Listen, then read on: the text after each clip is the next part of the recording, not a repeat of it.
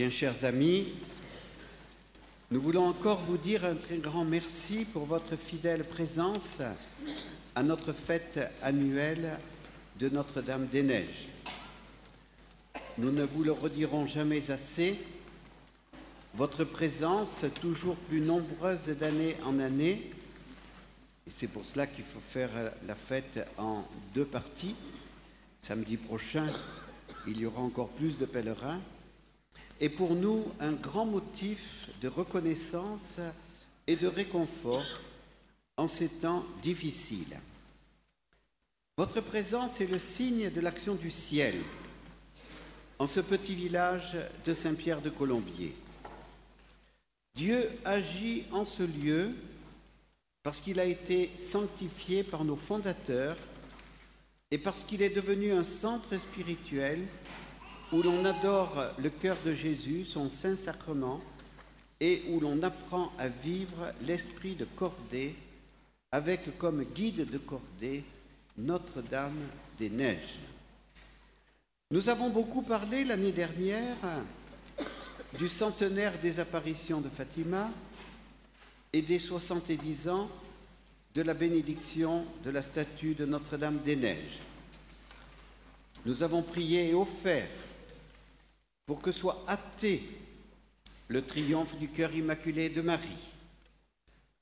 Ce triomphe, même s'il est déjà là dans le cœur des petits, et vous en êtes les témoins, n'est pas encore arrivé en plénitude. Notre monde est toujours marqué par la violence, l'immoralité, l'absence de Dieu. La prophétie de Fatima se réalisera-t-elle?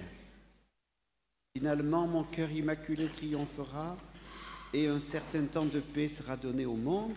Telle est cette prophétie. Mais Seigneur, verrons-nous la réalisation de cette prophétie? Pourquoi laisses-tu tant de liberté à Satan, le grand adversaire? Nous avons le droit de poser ces questions à Jésus et à Dieu le Père, mais nous ne devons pas douter. La prophétie de Fatima concernant le triomphe du cœur immaculé de Marie et le temps de paix accordé au monde n'est pas conditionnelle. Cette prophétie se réalisera, mais nul ne sait ni le jour ni l'heure. Cette année, nous avons fait le choix de préparer le 50e anniversaire de deux textes importants donnés par le bienheureux pape Paul VI en l'année 1968. Le Credo du peuple de Dieu, donné le 29 juin 1968, et l'encyclique Humanae Vitae, le 25 juillet 1968. Ces deux textes de ce bienheureux pape ont illuminé de la lumière de Dieu l'année 1968 qui a marqué le début de bouleversements toujours plus profonds des valeurs non négociables et des fondements de la loi naturelle. Le slogan de mai 1968 résonne encore en nos oreilles. Il est interdit d'interdire. Le pape Paul VI a été très courageux. Il n'a vraiment pas eu peur d'aller à contre-courant et d'être critiqué, marginalisé, ridiculisé. Il a vécu un vrai martyre moral. Puisse cette année 2018 permettre aux baptisés de redécouvrir l'importance du pontificat de Paul VI et l'héroïque fidélité de ce bienheureux pape. Le pape Paul VI était angoissé par la grave crise de la foi qui s'est manifestée quelques années seulement après le Concile Vatican II. Et je le répète, cette crise de la foi n'est pas due au Concile, mais aux interprètes de ce Concile.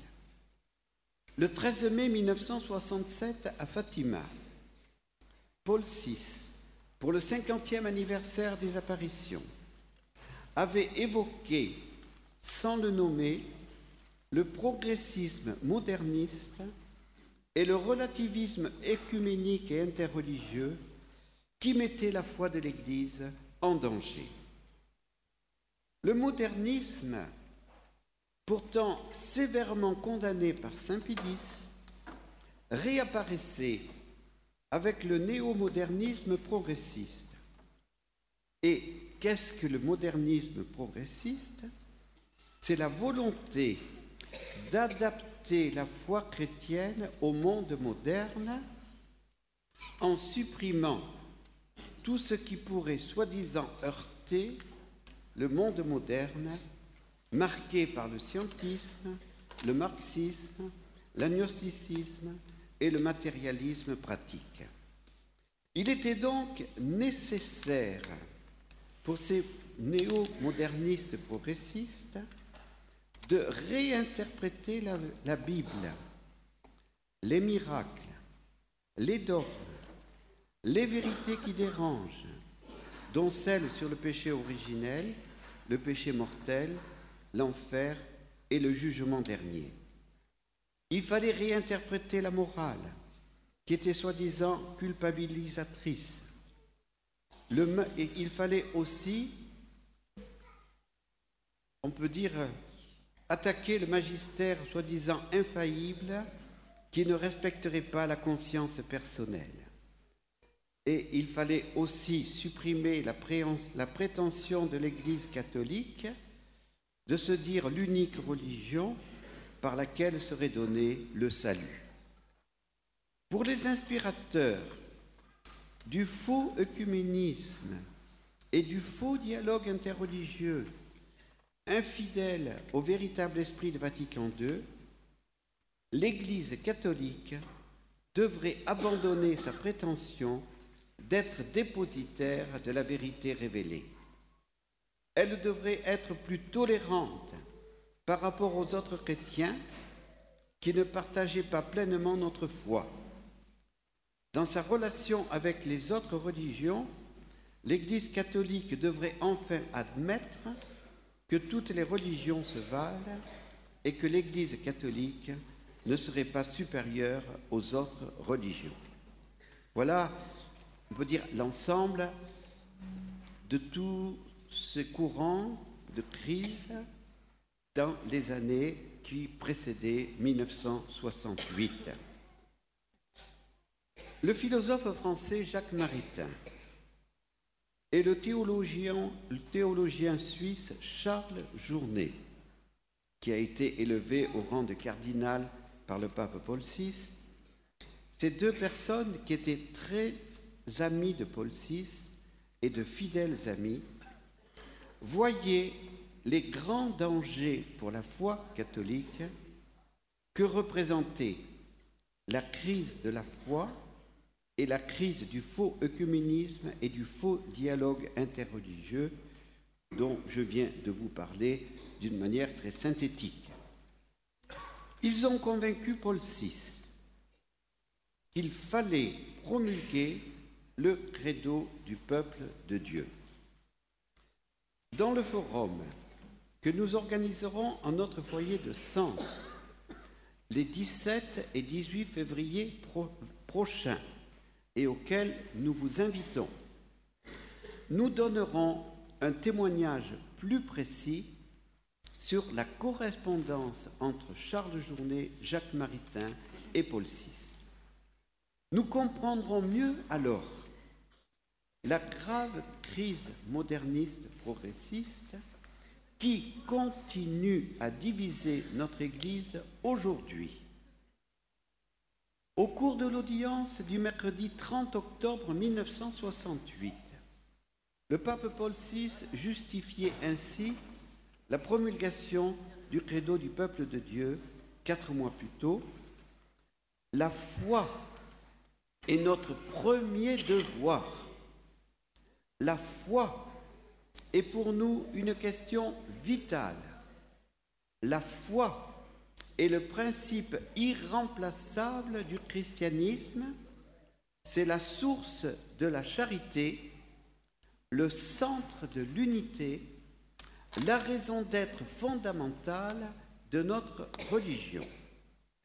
Nous vous invitons à lire attentivement l'intégralité du texte donné par Paul VI en cette audience du 30 octobre 1968.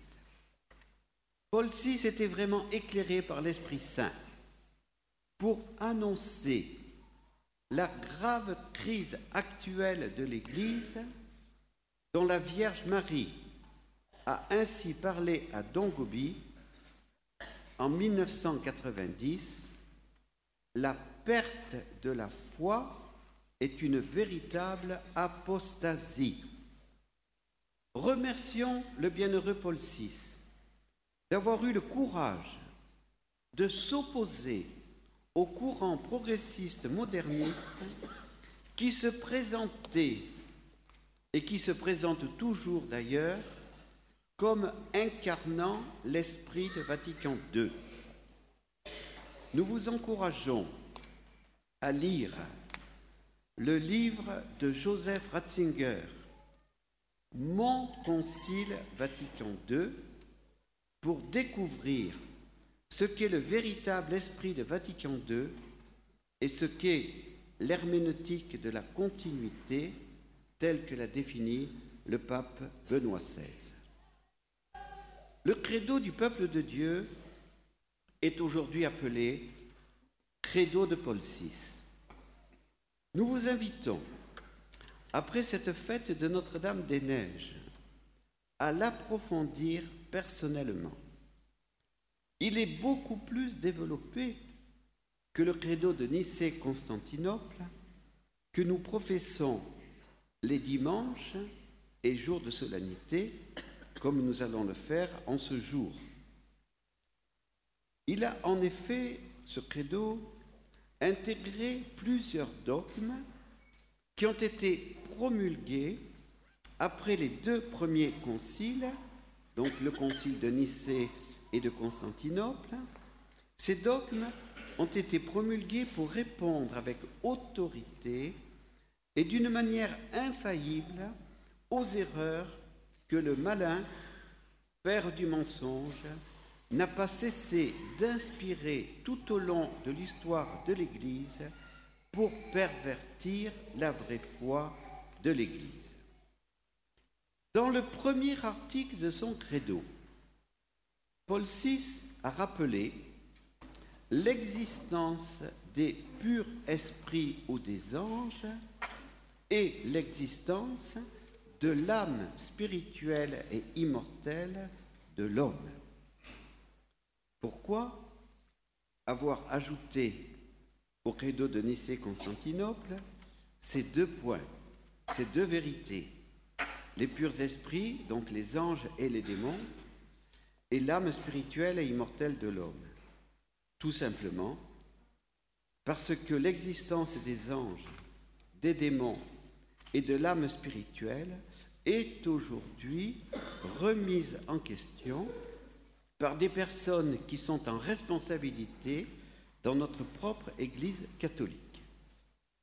Le 2e article rappelle le mot précis du dogme de Nicée, consubstantiel.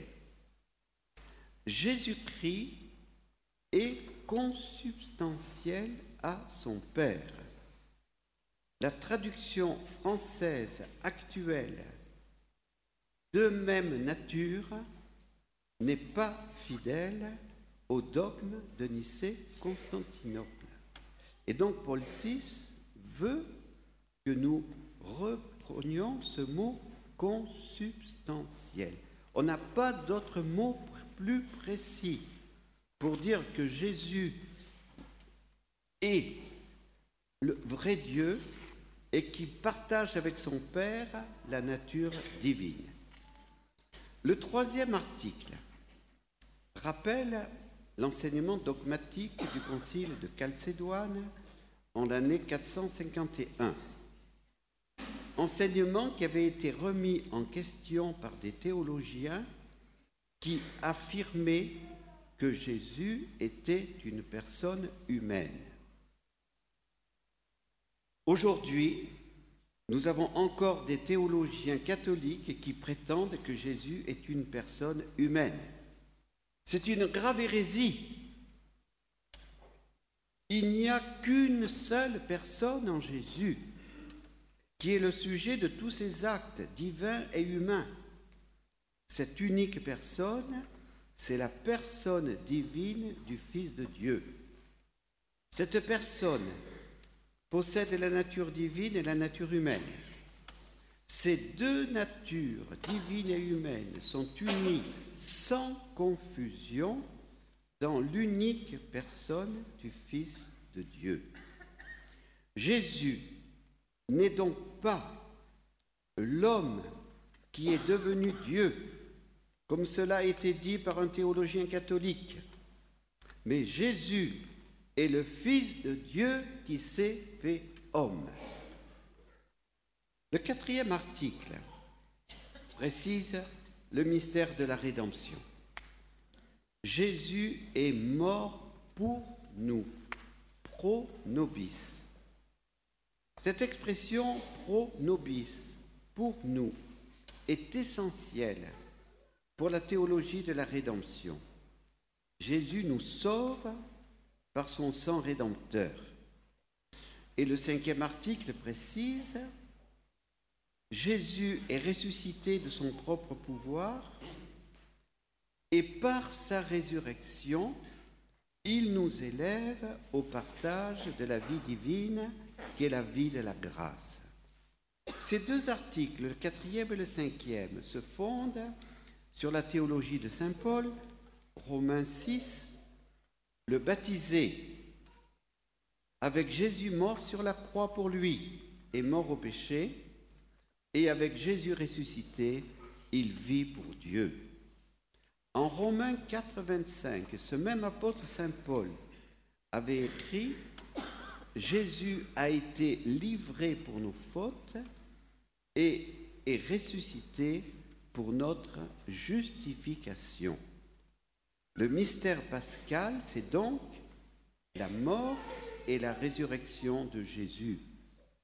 La mort de la croix sans la résurrection n'aurait pas de sens. Le septième article, donc j'ai sauté le sixième parce qu'il n'y avait pas de choses ajoutées au credo de Nicée-Constantinople. Le septième article parle du feu qui ne s'éteint pas pour ceux qui ont refusé jusqu'au bout l'amour et la pitié de Dieu.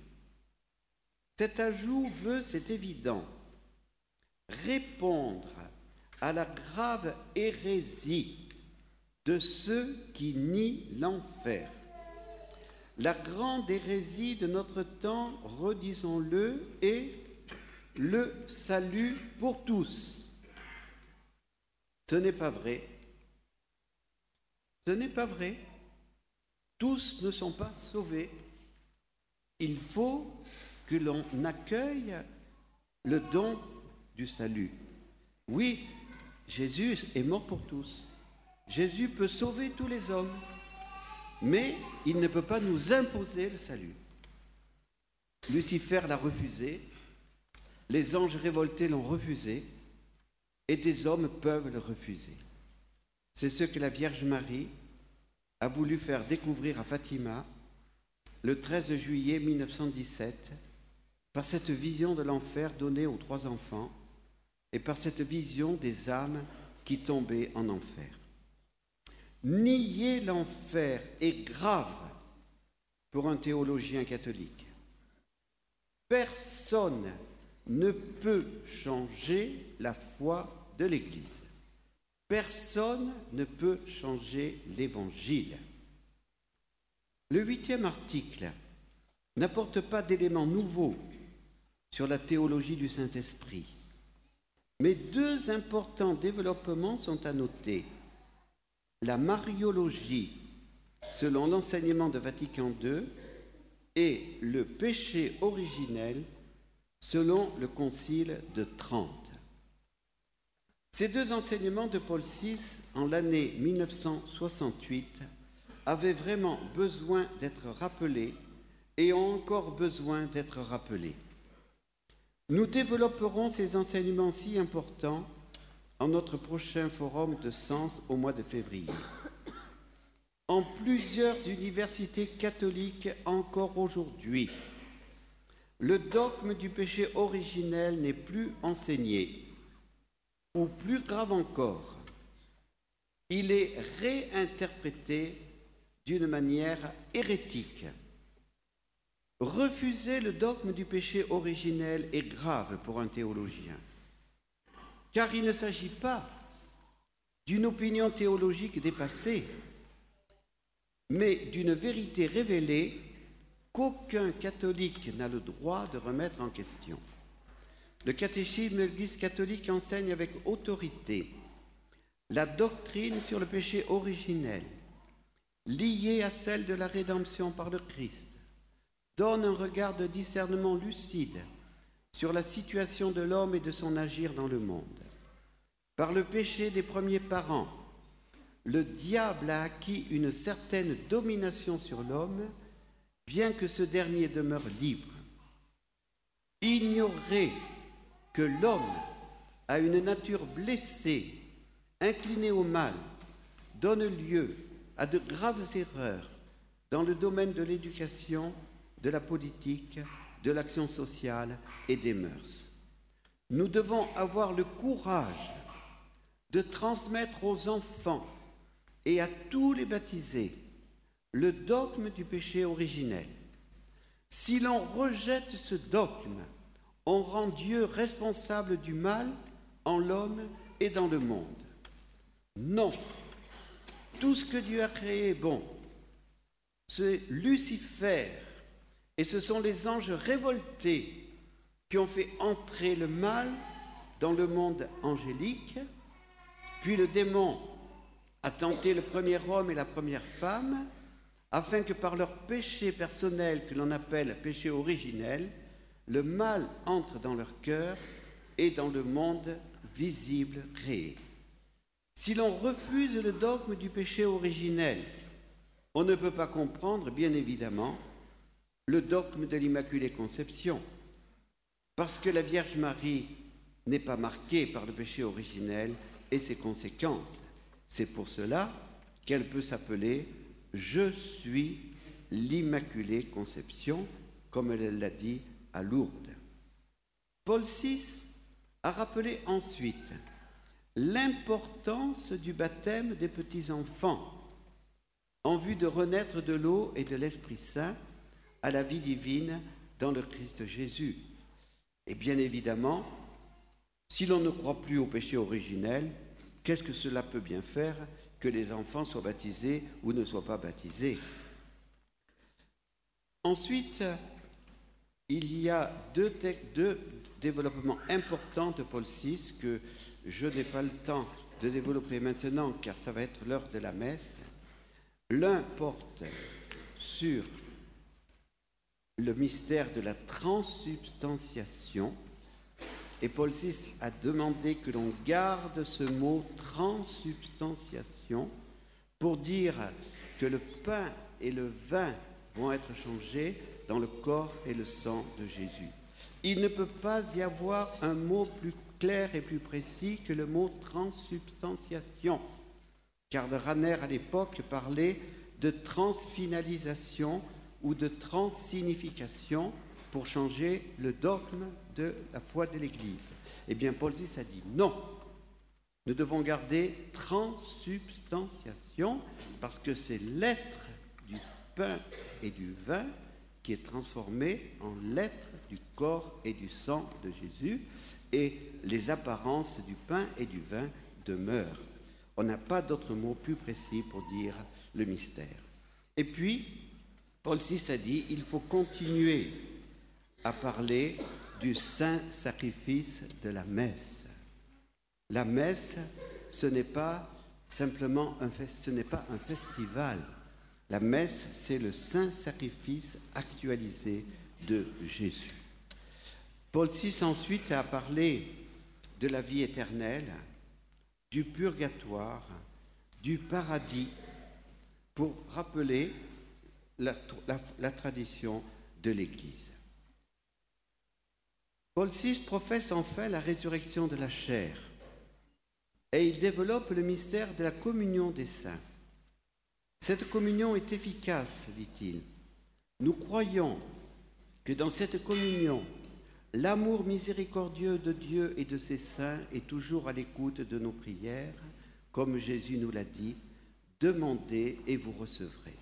Aussi est-ce avec foi et dans l'espérance que nous attendons la résurrection des morts et la vie du monde à venir. Notre Père fondateur s'est souvent appuyé sur ce credo de Paul VI pour redresser les graves erreurs doctrinales du néo-modernisme progressiste. Il a loué le très grand courage de Paul VI en l'année 1968 en proclamant ce credo du peuple de Dieu. Paul VI, dans la tourmente de 1968, nous a aidés à garder la foi et à ne pas avoir peur d'aller à contre-courant. Notre communauté aujourd'hui veut rester fidèle à l'esprit de son fondateur. Et nous voulons vous aider, en ce temps de grande tempête, à ne pas perdre la foi. Ne nous laissons pas influencer par les idéologies du modernisme progressiste. Rendons grâce à Dieu du grand don qu'il a fait à son Église par les pontificats de Saint Jean-Paul II et de Benoît XVI. Nous avons aujourd'hui, dans le prolongement du credo du peuple de Dieu de Paul VI, le texte le plus important donné par Jean-Paul II, le catéchisme de l'Église catholique. Méditons ce trésor, recourons-y souvent afin d'être fidèles à Jésus et à son Église et demandons, en cette fête de Notre-Dame des Neiges, la grâce d'être humble en accueillant comme des enfants l'enseignement du magistère de l'Église qui contient tout ce que les papes et les conciles ont enseigné avec autorité depuis l'apôtre Saint-Pierre jusqu'à notre temps en ce qui concerne la foi et la morale. Cet enseignement ne peut être remis en question par aucune autorité car il est l'enseignement de l'Église donné sous l'inspiration du Saint-Esprit.